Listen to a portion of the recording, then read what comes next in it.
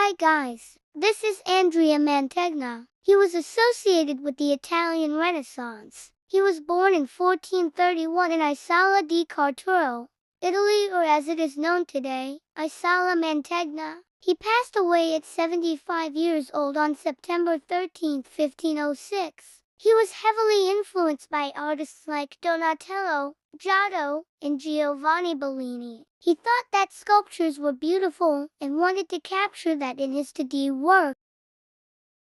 One of his pieces of work is Judith with the head of Holofernes. It was created in 1495, and the artwork's meaning comes from the Book of Judith. A Jewish widow, Judith, saves her city that is under military operations led by General Holofernes. Judith seduces Holofernes, and he invites her for dinner. After he becomes heavily intoxicated, Judith beheads him. Judith and her maidservant escape with the head after putting it in a bag. They show it to the army and they abandon the city out of fear. The darker values as pictured behind Judith and her maid indicate that something more somber or violent had just happened. This, combined with the contrast of the pink tent, can symbolize that there will be brighter times ahead. There are multiple different textures around this piece, but the ones that stood out the most were the folds of the tent and the types of hair. The tent looks so smooth, like one could reach out and touch it.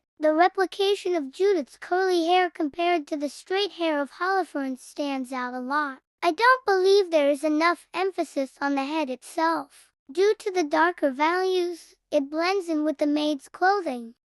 Another one of his pieces is Samson and Delilah, which was created in 1500. The story of Samson is from the Old Testament. In this piece he lays asleep his lover. Delilah is cutting off his hair, which lies around the two. Delilah was lured by a bribe from the Philistines, who were Israel's enemies, and cut off his hair, which gives him his great strength.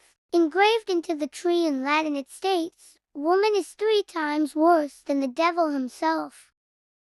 Most of his artwork is religious. I know that doesn't stand out much because it was a core theme for artists around that time, but I still think it's interesting. I chose the story of Samson and Delilah because I vividly remember my grandma reading it to me when I was younger. I chose this artist because his work stood out to me, and I think it's cool that I was able to make a connection to him. Especially with this piece, he mimics the look of sculptures so well that I almost completely forgot this was a painting. Some interesting facts about Mantegna was that he was a court painter for the powerful Gonzaga family in Mantua. During this time he made Camera degli Sposi, which is located on the first floor of a northeastern tower in the private section of the ducal palace. He started his work in 1465 and completed it in 1474. This painting was a fresco which was very popular for artists around that time and even centuries later to make murals. The way this was done was placing wet plaster on the surface you wish to create a mural on, and then rapidly rendering it with watercolor to seal those colors into the plaster. After this, the mural becomes one with the wall and cannot be removed. This room, which is translated to bridal chamber or picture chamber, served many purposes including bed chambers, social gatherings, or a lobby for guests of high importance.